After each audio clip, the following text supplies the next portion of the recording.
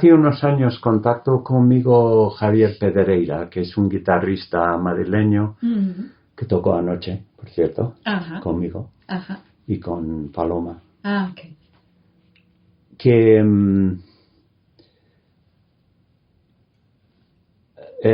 quería presentarme su dúo con Paloma en Cruce y tocaron y fue interesante.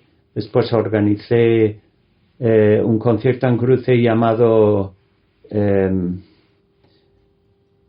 La deconstrucción de un icono, que tenía que ver con la guitarra como icono ibérico, ¿no?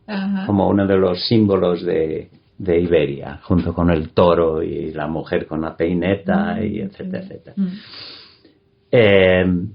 Y él fue uno de los 3 guitarristas que tocaron en trío en ese concierto.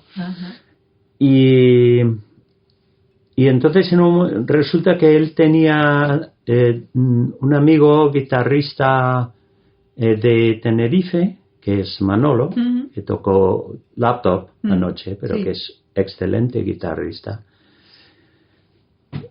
Y entonces, en un momento dado, Manolo me propuso su dúo con Carlos, porque Manolo y Carlos, el contrabajista, se conocen desde la infancia, para tocar en Cruce. Y eso fue el comienzo de una relación con ellos. El libro disco Ínsulas, que son retratos sonoros de las Islas Canarias, lo hice justamente con los 3, con Manolo y Carlos de Tenerife y con Javier de Madrid y yo. Y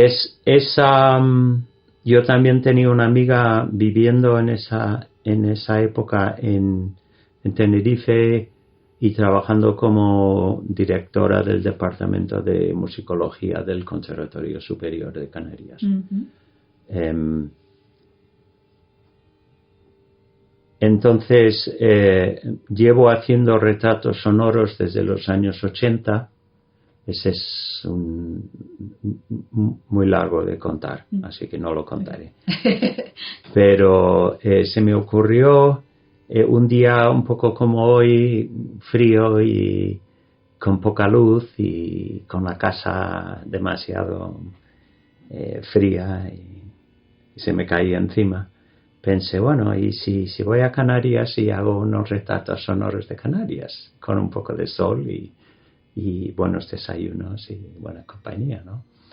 Total, que les propuse a Carlos y a Manolo ir ahí y hacer eso.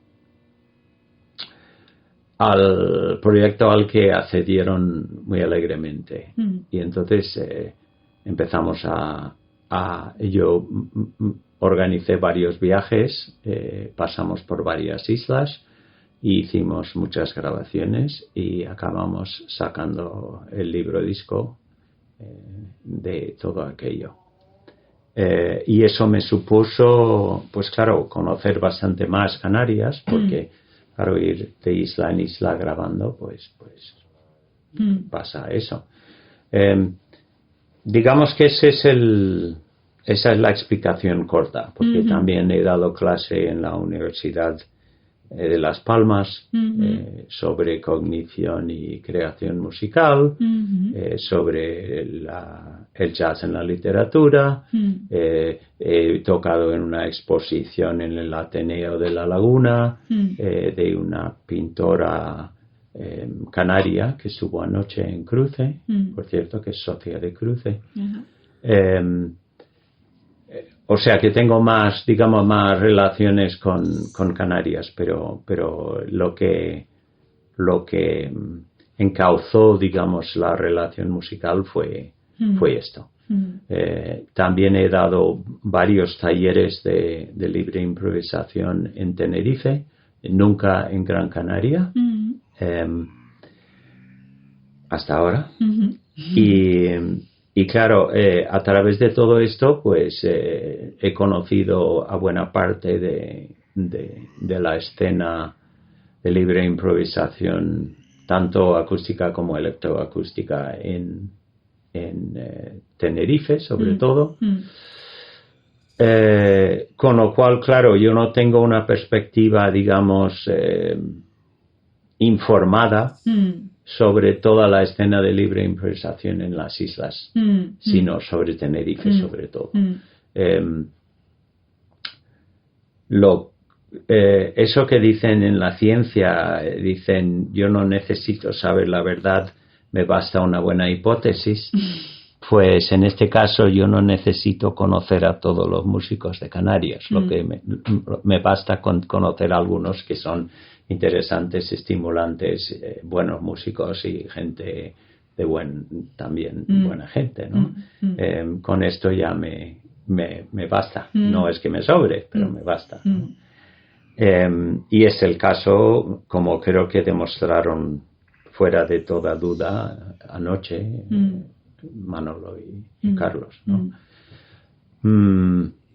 También es verdad que ha habido voluntad en Tenerife de llevarme ahí, de compartir cosas conmigo, de pedirme talleres y de ofrecerme oportunidades de compartir mi música, tanto como solista como también tocando con ellos. Esto de momento no se ha producido nunca en ninguna de las otras islas.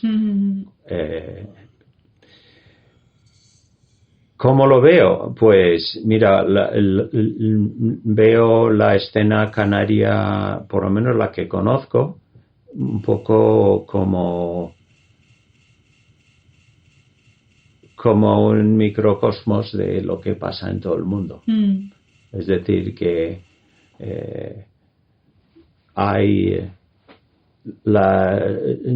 se habla de la condición insular. Creo que de maneras muy positivas y también de maneras quizá que resalten más lo negativo que lo positivo. Creo que se da de todo.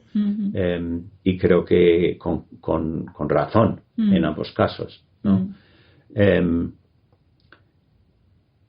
Dejando de lado si hay gente que quiere aprovechar eso por las razones que sea. Si te metes en las cuestiones políticas, también, por desgracia, me parece que Canarias será probablemente un microcosmos de lo que pasa en otros muchos sitios. En todo caso, creo que hay determinadas cosas que se producen en Madrid, se producen en Barcelona, se producen desde luego quizá en Tenerife, que es que hay pequeños grupos que no necesariamente están reñidos, pero que tienen filosofías o planteamientos distintos con relación a casi todo lo que atañe a esta música, a cómo hacerla, a para qué sirve, a cómo presentarla y dónde, a lo que se entiende por libertad, a lo que se entiende por improvisación, y entonces pues lo que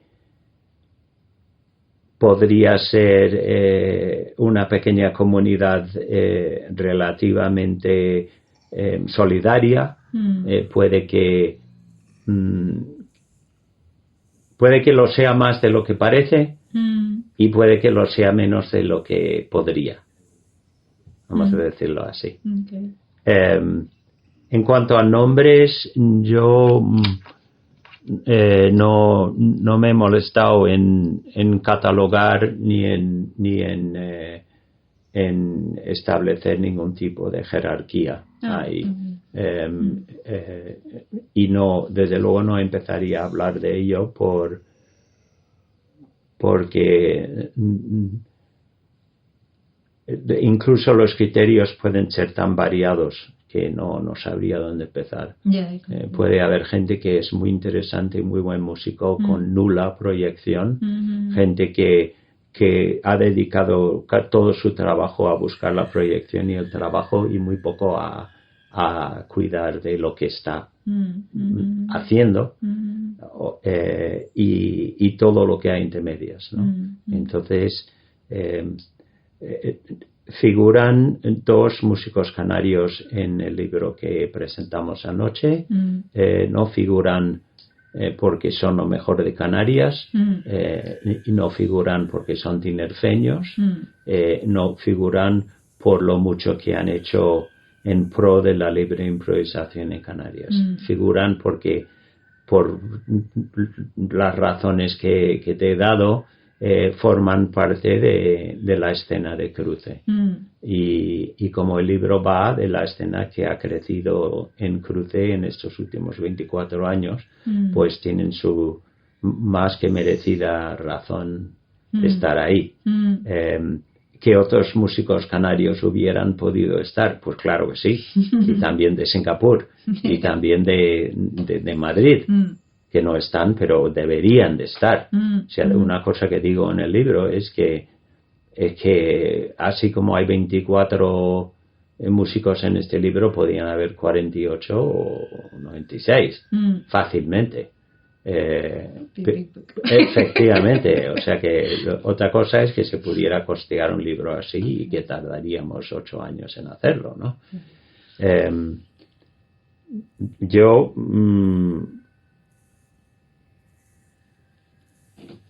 diría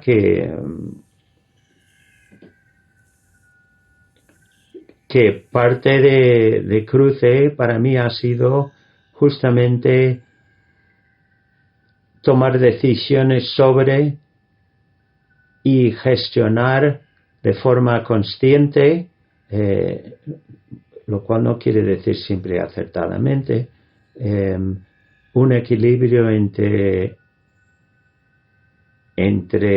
la atención que como programador y músico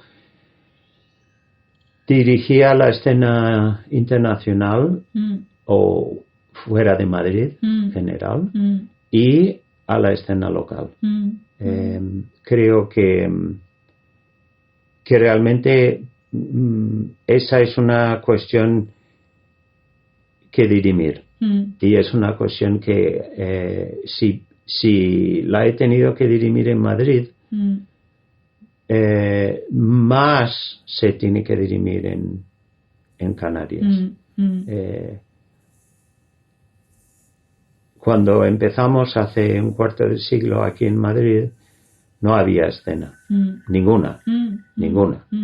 Había alguna gente que llevaba desde los últimos 70 involucrada en el free jazz o en la música experimental con o sin improvisación, pero una escena de libre improvisación tal y como se conocía en Inglaterra y en Alemania desde los 60, mediados de los 60, pues no había nada.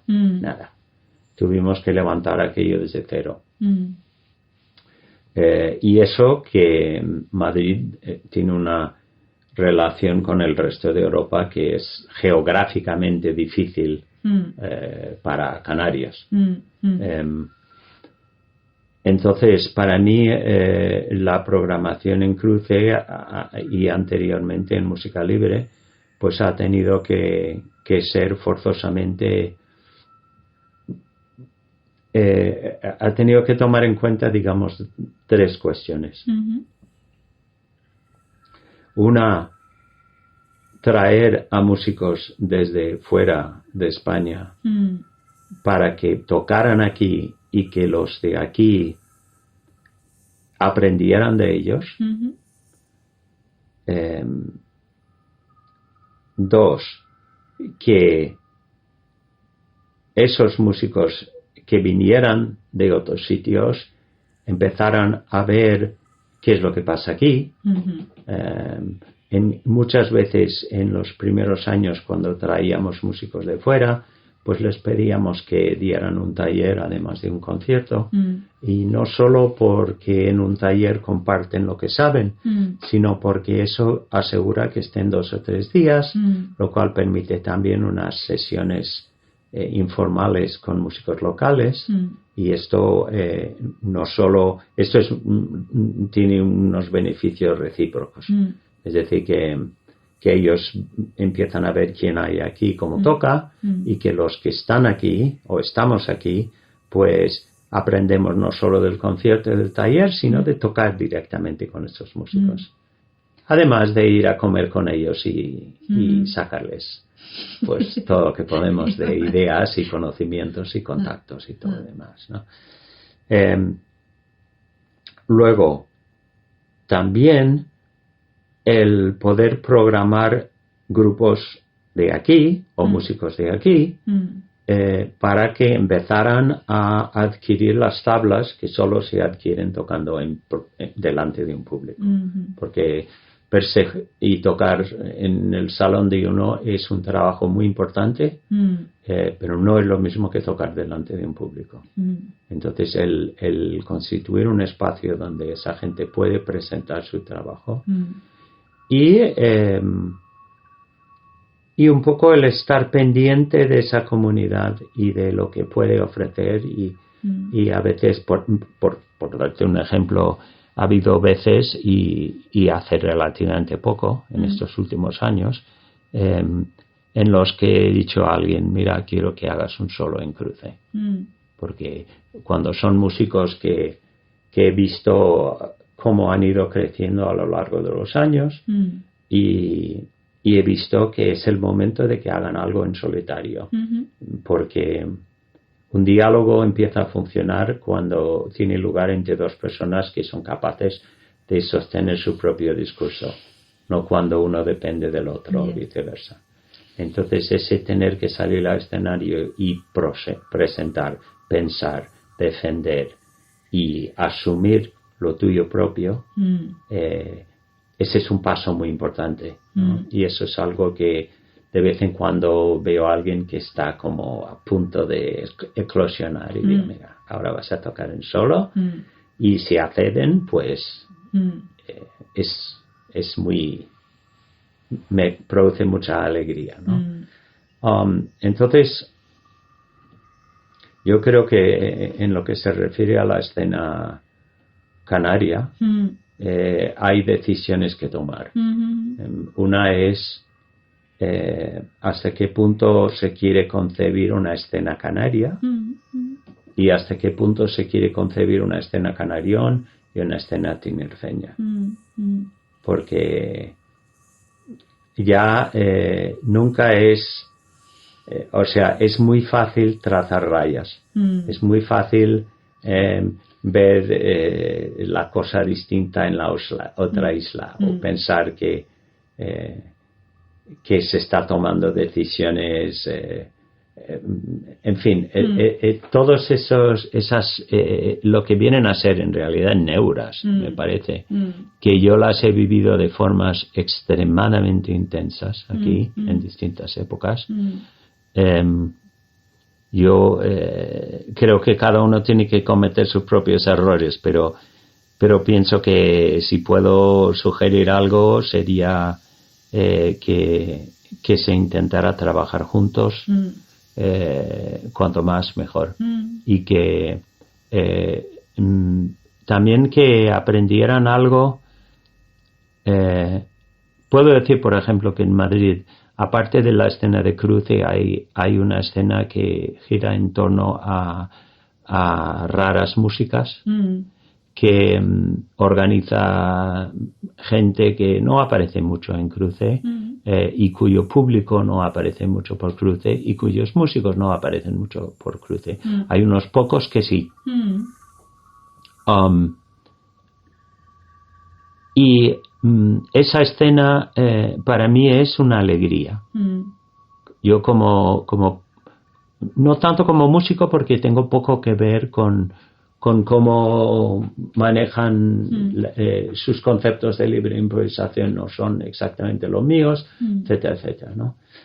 Pero tanto cuando recibo una propuesta para cruce que no encaja realmente con lo que hacemos ahí, y ese no encajar, me parece importante explicarlo, porque hay gente que estéticamente encajaría muy bien.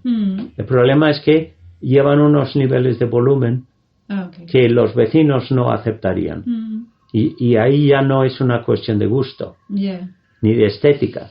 ni de lo que les gusta o no al público de cruce. Es que llevamos 24 horas programando conciertos y no vamos a poner eso a riesgo programando un concierto que va a hacer que venga la policía y nos cierre el lugar. No podemos esto, ¿no?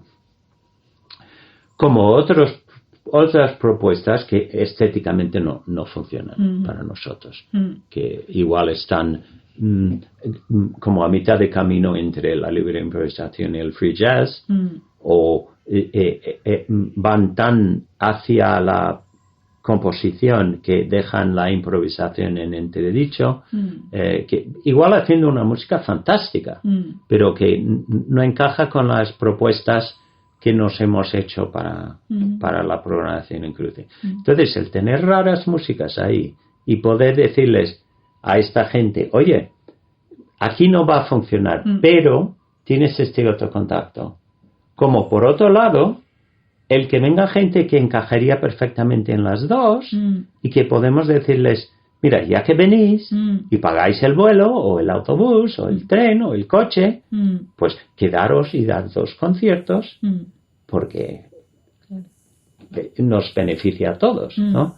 Entonces, esa conciencia de la existencia de tanto de distintos grupos como distintas, casi diría, escuelas sobre esto, me parece muy importante ver esto como algo positivo para todos. En la diversidad viene. Sí, esto, entonces, cuanto más pequeña la escena, por desgracia, no quiere decir menos fragmentada. Las escenas pequeñas tienden a ser tan fragmentadas como las grandes. Entonces, todo lo que es poder trabajar juntos sin que sea a costo de los pensamientos y de una variedad muy sana, bienvenido sea, ¿no? Yo creo que esto es lo que recomendaría. En este mismo sentido, si se va a trazar una distinción, para mí no es una distinción entre 2 islas o entre la gente en una misma isla que viene del jazz y otra que viene de la clásica, por ejemplo, y que sin embargo todos lo que quieren es hacer libre improvisación. La distinción para mí real es la que hay entre una comunidad de improvisadores y todos los estamentos del poder cultural, que pueden ser el cabildo, el auditorio, el Teatro Victoria, etcétera, etcétera, lo que sea, el tanque, no, es que no soy de ahí, no conozco todo lo que hay, pero yo sé que hay muchos sitios que tienen un planteamiento cultural que podría incluir la libre improvisación, pero que no se centra en ello, ¿no? Entonces, para mí la gran separación, la gran pregunta es ¿cómo pueden los improvisadores en sus pequeños feudos respectivos juntarse para establecer unas relaciones claras con todos los estamentos del poder para meter la libre improvisación en el mapa?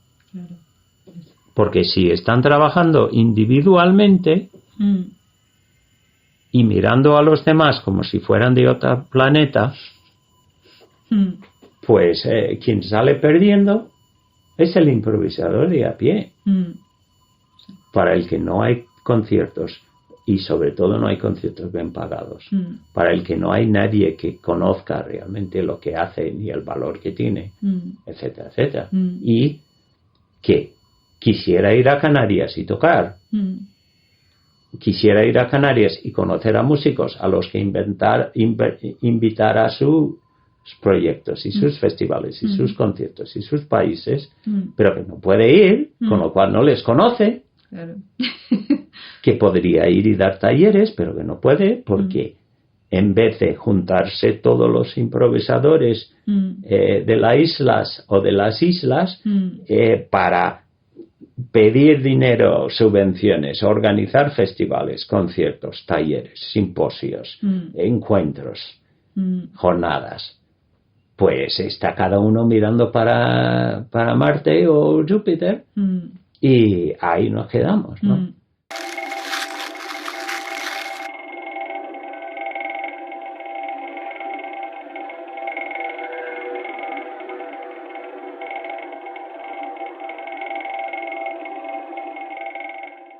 Pero hay una pregunta, yo no sé siquiera si la formularía como pregunta, pero es algo que responde a, digamos, parte de mi propia formación y filosofía musicales.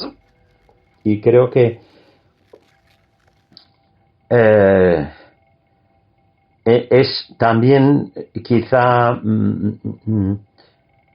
igual Canarias es una excepción y todo esto lo han solucionado solitos mientras yo no estaba mirando. Pero sospecho que no, porque es un problema lo suficientemente generalizado como para que quizá para la mayoría de la gente ni siquiera sea un problema, pero a mí me lo parece. Y me lo parece aún más, cuanto más pequeña es la comunidad de improvisadores, más problemático puede ser. Y tiene que ver con la relación entre los improvisadores acústicos y los improvisadores electrónicos. Y esto quizás sea una forma también indirecta de responder a una observación tuya sobre lo que el equilibrio anoche, ¿no?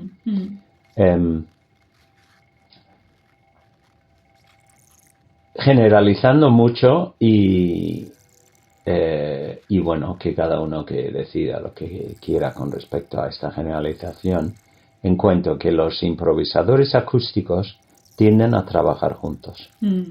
Es muy común encontrar un grupo de 2, 3, 4, 5, incluso 6 improvisadores acústicos trabajando de forma más o menos constante, ¿no? En cambio, los improvisadores electrónicos muy a menudo trabajan solos. Y cuando forman grupos, muy a menudo son completamente electrónicos.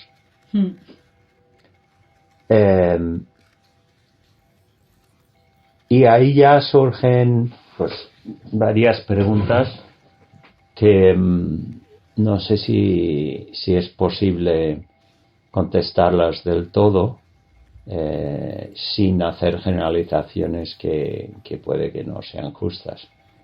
Pero creo que sí hay problemas que podrían por lo menos pensarlas. Una de ellas, o explicaciones más que problemas, explicaciones. Digamos que los músicos con formación musical en un instrumento creo que aprenden desde la infancia a trabajar juntos. Creo que es consustancial con tocar un instrumento y mucho más si tocas un instrumento que no se considera autosuficiente. Es decir, el piano, digamos, es un instrumento que normalmente se puede tocar solo sin ninguna dificultad. No forma parte de la orquesta, por ejemplo, pero es el caso casi menos importante en esta conversación, porque la inmensa mayoría de los sitios donde se puede hacer esta música no tienen piano, con lo cual quizá eso sea lo menos. En cambio, los instrumentos electrónicos, el laptop y también los sintetizadores modulares, los objetos amplificados, las mesas de mezclas autoenchufadas, o sea, no input mixer, la gente que trabaja con grabaciones, muchos de ellos no vienen necesariamente de una formación musical previa. Hay una cantidad sorprendente de gente que viene de Bellas Artes, que se mete en ese mundo y aportan mucha imaginación muchas veces. Algunos están muy ocupados descubriendo el Mediterráneo porque no conocen el repertorio electroacústico, no han escuchado nada de los pioneros realmente de todo aquello. Pero si vienen de una formación artística a veces muy rigurosa, pero de plásticas, pues lo que falta en esa formación es el trabajo en equipo, porque no se suele hacer.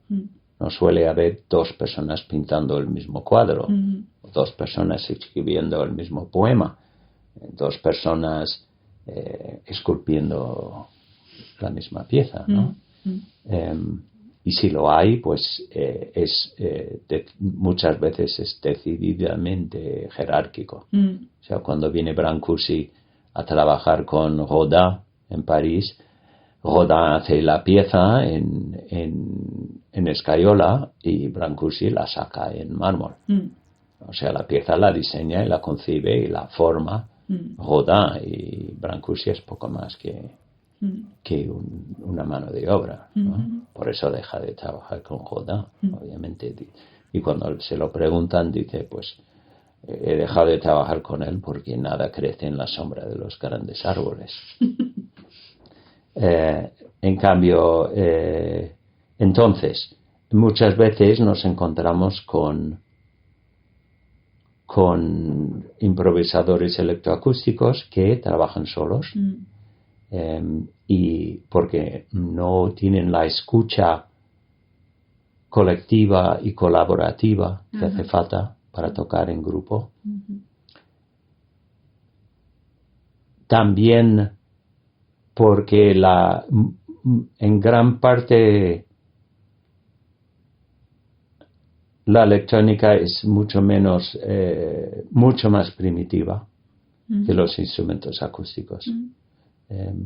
Un violín es un interface musical que lleva más de 300 años de evolución. Un laptop lleva 20 y pico años. Entonces un laptop es enormemente primitivo a la hora de manejarlo de forma musical, digamos. Es torpe, es gilipollas, básicamente.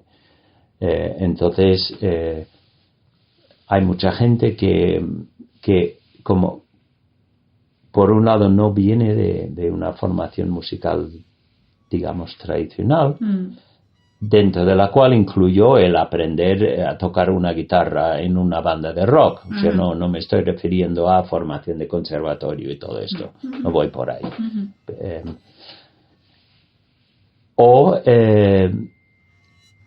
Entonces tampoco necesariamente se plantea su fuente de sonido electroacústico como un instrumento en el sentido tradicional.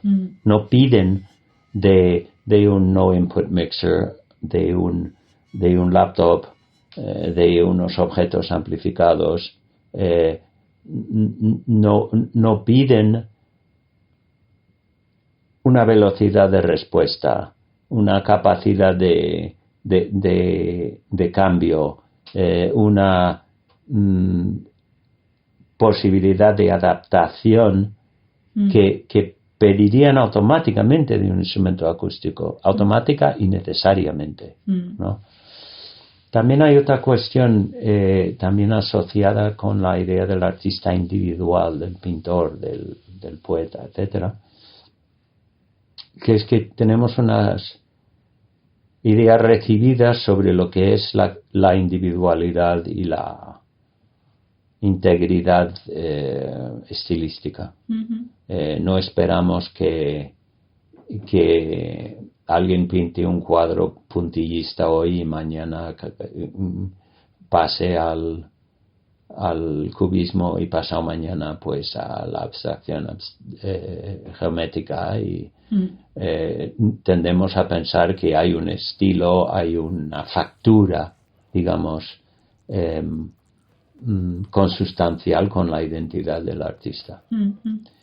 Y sin embargo, es decir, la inmensa mayoría de los de los escritores escriben en un idioma, no en 2 o 3.